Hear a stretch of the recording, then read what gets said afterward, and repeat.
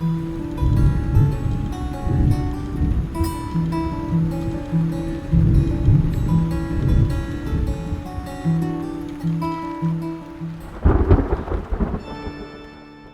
dark, and the timber of cascading rain is broken by the crackling of thunder, heralding the glistening bolts of lightning across the heaven. In this moment, you get your first glimpse of your surroundings, but it's a blur, and you barely take any of it in. You're dizzy, head spinning, and your limbs are stubborn and heavy. One arm refuses to budge at all. Another flash of raw power surges across the skies, and the rain intensifies its assault on the waiting world below. Slowly you rise to your feet, unsure what to make of things. You barely turn the game on and already the new Legend of Zelda game is throwing you for a spin. The blurry screen starts to come into focus, and you breathe a small sigh of relief when you see Link's shape come into view. You're in a strange place that seems familiar, like a ruin from a time not too long ago. As you peer out at the landscape, the humbling solitude of Hyrule greets your eyes. It's dark, desolate, and dreary. Suddenly you realise where you are. It's Tarry Town, except there is no Tarry Town there, like it never was. And suddenly Hyrule feels all the more empty. About now, you realise there's no Zelda talking to you either. No voice telling you to wake up, no people in view whatsoever. In fact, you've never felt more alone. No sword, no weapon, no powers, potions, meals or items. No Sheikah Slate. No health, but one half of a heart. You're starting to feel uneasy, and the rain seems to be getting harder, and the night darker. It's then that the blood moon starts, and as the sky melts into a crescendo of crimson, sudden life is sparked into rage-filled enemies charging your way. But they're not bokoblins, they're Hylians. Or what used to be Hylians. Because now, they seem more like monsters, baying like redeads for your blood in the night as you run aimlessly into the dark. Camera lifts to reveal the title of the game, and your adventure has just begun. You see, in this theory, we're going to explore just what a Dark Zelda might actually look like, and it comes down to a well-known topic from Breath of the Wild, Malice. In today's video, we're going to explore the one threat that is greater than any blight, guardian, or rehydrated Ganon. The primeval nature of a dark force that has been building in the depths of Hyrule for an age. A force of pure domination and wickedness that consumes everything in its path, corrupting the Hyrule you thought you knew, and giving life to the undead. It is the Malice curse, and it is here to herald the end of days. There's plenty to cover off, and something very interesting to keep an eye out for at the end, so let's get into it. Malice within the world of Breath of the Wild is not a new concept. In fact, our exposure to the substance was nothing short of thorough.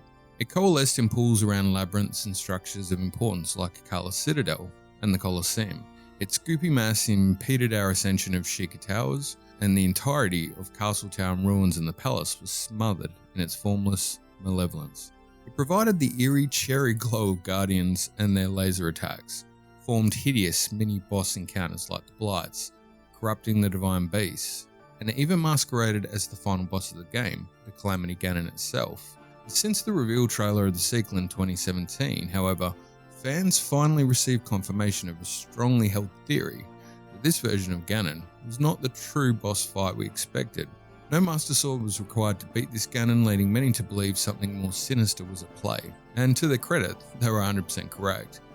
Down in the depths, a familiar figure, splayed horribly amongst an altar of arcane sorcery, screamed to life with the approach of our heroes, suggesting the real antagonist of the series was waiting in the dark all along. More frightening, his blazing eyes burned with an inhuman horror as the rocky outcrop shook all around and Hyrule itself awoke from a bad dream into what looked to be vivid nightmare. And surrounding what most have accepted as Ganondorf, the Demon King himself, surged an almost endless supply of the dark power known as Malice, its colour appearing brighter, more lively, more plentiful, more dangerous, more aggressive, and overall more frightening. The substance curled outwards like a world-eating snake rising from slumber, and the small demonstration of it consuming the nearest creature, a hapless rat trying to escape from the imminent danger, acted to warn us all that the Malice in the sequel was a far greater threat than we could have imagined. Watching the trailer, my initial thought was that this Malice was consummate and complete in its hunger.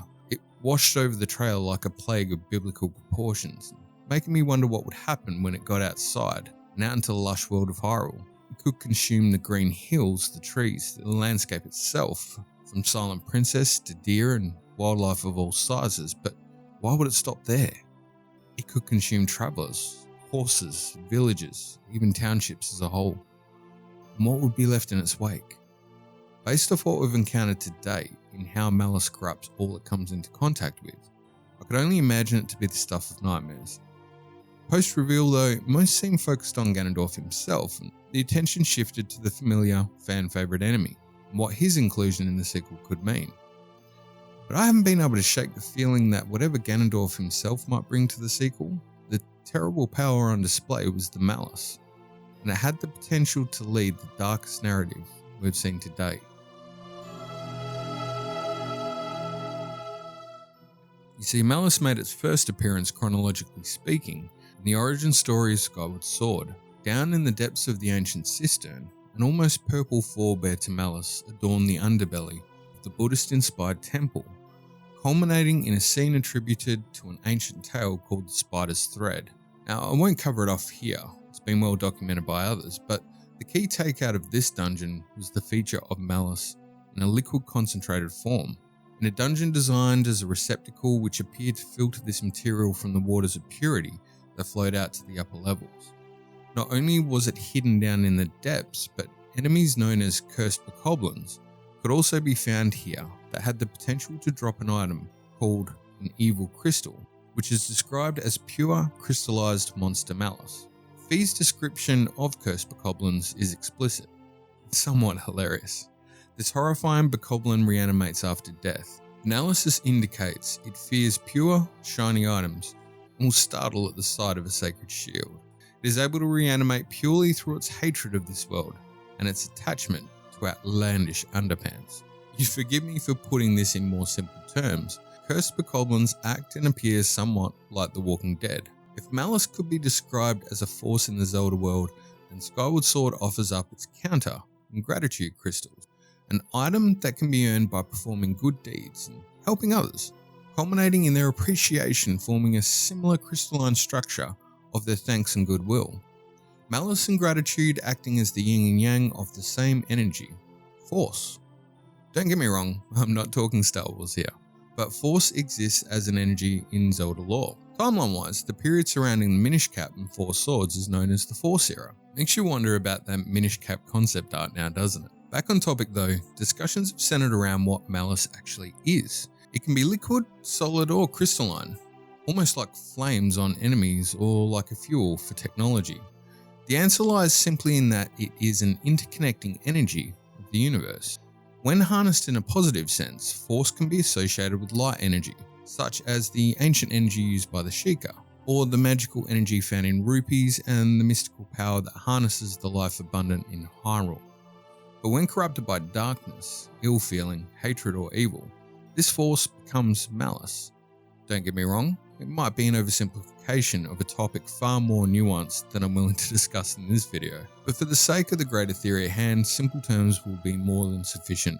Where things get really interesting though, is when the pieces are put together about how Malice is featured in most, if not all of the titles going through the Zelda franchise. In the early NES era, common enemy types included bubbles. Typically bubbles are the floating skull things that float around and generally try to hit the player, causing a curse or jinx type effect that debuffs or damages Link. The connection lies in the effect, curse, and the reference in game, going back to the first Legend of Zelda, is to describe them as the spirit of the undead.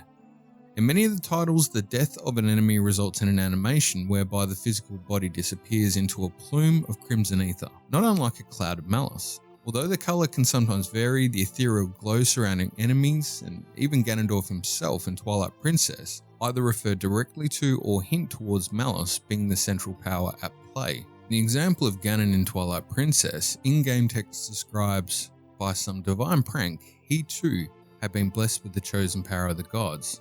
His hatred and greed had turned into a grudge. His abiding hatred and lust for power turned to purest malice. The form Ganon uses, a large flaming head of swords when he appears to Zant is also referred to as Malice.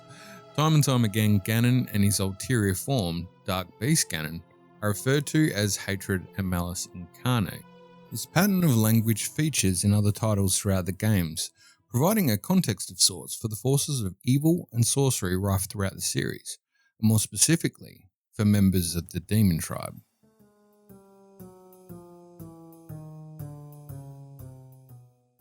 So where does all this evil, grudge-fueled energy originate from? Well, the answer is debatable.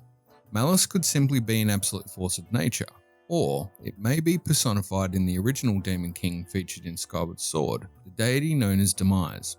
Skyward Sword set the origin tale of Zelda canon, introducing the legendary clash of good and evil in the form of Hyrule and Demise, both of whom would essentially reincarnate as Zelda and Ganon in the series, incorporating Link in the triad of personas willed by a greater destiny, mirroring the fate of the holy relic known as the Triforce.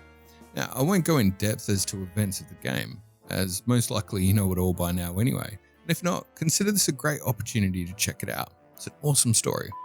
But back on topic, and a spoiler alert, the ending sees Link defeat Demise by firstly calling upon the power of the fully united Triforce, and secondly, defeating him in armed combat with the shiny new upgraded Master Sword he refined over the course of the game. Due to some wacky time-bending shenanigans, Link and his new buddy Grease had to travel back to the ancient past to defeat the big bad Demise and save Zelda, who had been kidnapped by Girahim, in a ceremony to raise Demise from his seal placed by a pre-mortalized Zelda in Hyrule. Make sense? No? Well, cool. So anyways, in his defeat, Demise does the typical bad guy response and totally owns up to his misdeeds, apologizes for causing so much trouble, and wishes our protagonist all the best in healing the world. Except I'm being sarcastic and he does the opposite, going into a mad diatribe culminating in an eternal curse whereby one of his kind would torment the descendants of the princess and the hero. Specifically, he commands that this hatred and malice, an incarnation of that, will continue to roam and eternally struggle with you through a blood-soaked sea of darkness. It's widely accepted that Ganondorf, the flame-haired Gerudo with a penchant for evil, is this reincarnation, reborn to carry out the will of Demise in an endless cycle of good versus evil that has come to be known as the Legend of Zelda. Thing is, it makes a whole heap of sense. Bear with me here. I mentioned earlier that Link comes across a pinky purple goo akin to Malice in Skyward Sword in the ancient cistern, the same location he encounters cursed bokoblins and crystallized Malice. This event occurs in Skyward Sword's present portion of the game world, meaning that events would occur leading to Demise being defeated in the same manner in the past, where he laid his almighty curse on Link and Zelda. As a consequence, the Malice Link encounters in the ancient cistern could be the very same grudge energy resulting from Demise's hate speech in the past we encounter in the game. As this event took place in the quote-unquote ancient past, it would be more than reasonable to expect Demise's feelings to have gathered and pooled into the malice we see in the game, even crystallizing in the members of his demon tribe, the Cursed Bokoblins, who were brought back to life due to their intense hatred of this world and serving their master in attacking the hero. It's both prophetic and immediate. You've got to respect someone who follows through. With Breath of the Wild suggested to be somewhere down here at the end of all the timelines by a massive stretch, the concept of this hatred and malice building into a calamitous force starts to make a lot of sense. But it gets even more interesting when we note the application in Breath of the Wild specifically. As we discussed earlier, it's far more visceral and obvious. Even the impact on inhabitants in the world is more descriptive. For example, we see the floating heads of the cursed bokoblins around gatherings of malice. In-game descriptions state that the malice has given these bokoblin skulls a sort of life.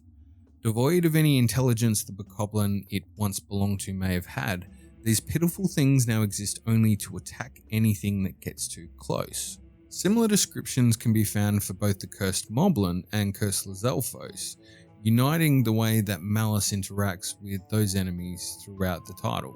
Creatures differ from Naydra, another example of life corrupted by Malice in the game, in that their mindless nature has allowed their physical form to give way to a purer form of Malice, more primal and aggressive in its nature and behaviour. Naedra, a dragon deity in a manner of speaking, appears able to momentarily hold back the malicious tendencies Malice promotes in its victims, possibly due to having a stronger sense of purpose or will. But even more frightening to see in Breath of the Wild is the evolution of Malice as a standalone entity. In the game, we see it forming physical structures around objects like Shikate, but even without the assistance of another physical object, it has evolved to construct a mouth of sorts, as well as the Malice Eye, a creepy protrusion that follows Link wherever he is nearby, showing awareness and even cognitive function.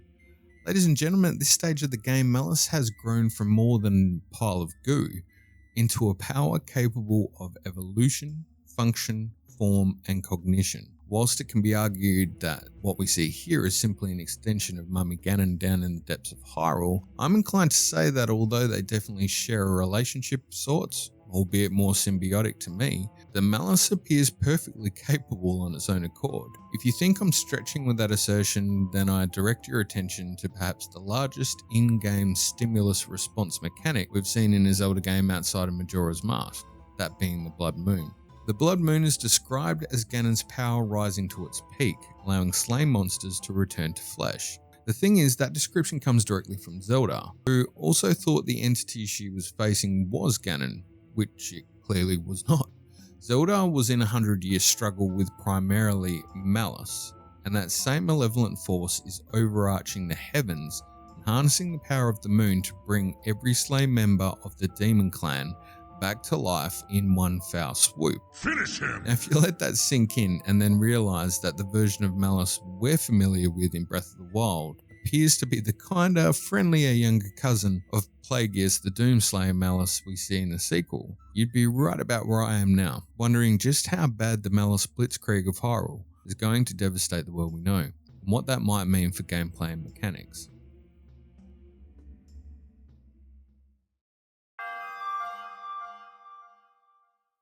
Earlier, I promised an interesting tidbit to round out the video, and I really hope you find this as mind-blowing as I did.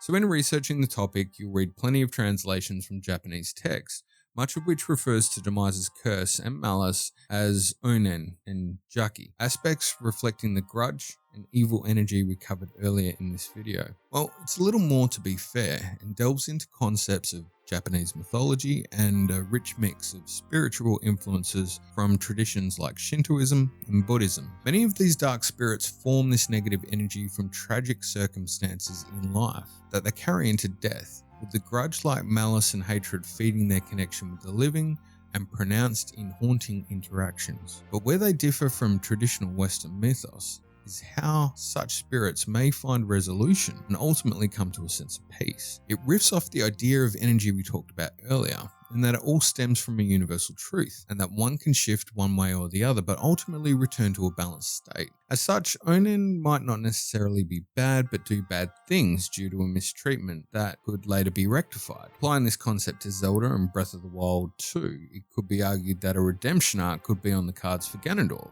who was often described as a cursed figure himself, driven primarily by Demise's curse in his unending lust for power.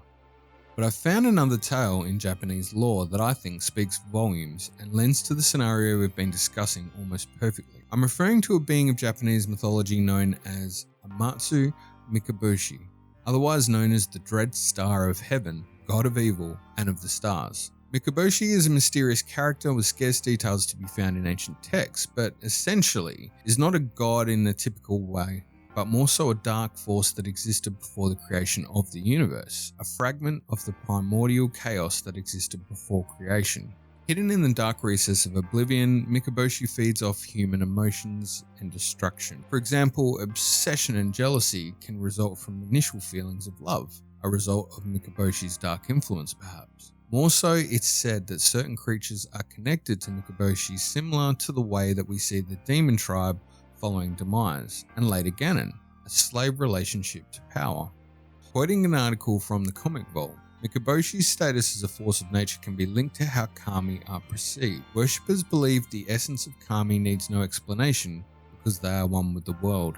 Kami are linked to different virtues and natural phenomena, Could Kami exist, like the sun goddess Amaterasu? She is the sworn enemy of Mikoboshi, with the two of them waging an eternal war. As a comic character, Mikoboshi is an entity to be feared. He's also a character that gives a better understanding of Japanese culture and religion, showcasing the elusive nature of Kami itself. I couldn't help but feel like the translation of Mikoboshi in the context of Malice in Zelda lore, particularly that of Breath of the Wild and the sequel, fit more than any inspirational source I've heard to date. It also mirrors the original concept described by the Nintendo team when they discussed the implementation of Calamity Ganon, and has significant alignment to the stars and observatory we see in the final boss room of the game. Just adding to that, I feel like Ganon in the trailer is not in control when those eyes fire up and the neck snaps into gear. To me, that's all about the Malice.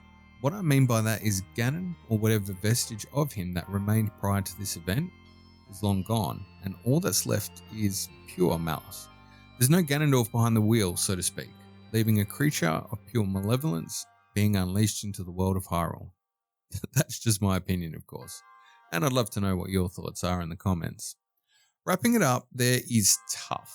This topic has so much depth, and I really feel like I've barely scratched the surface of it, let alone some of the more compelling material and observations I've found.